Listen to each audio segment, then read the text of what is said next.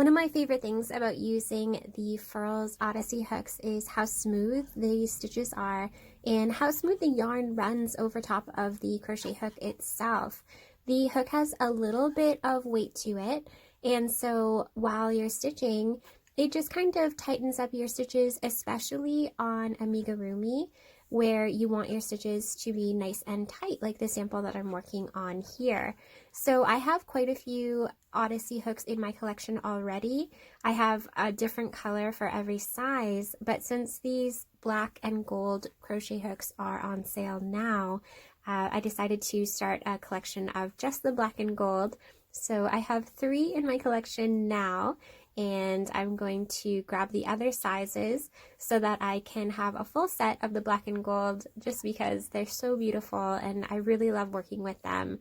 And you can see here that crocheting this piece is quick and easy, and I actually really love the fact that the Odyssey hook has an extended long handle, because the way that I crochet, I need that long grip in order to get those perfect stitches in.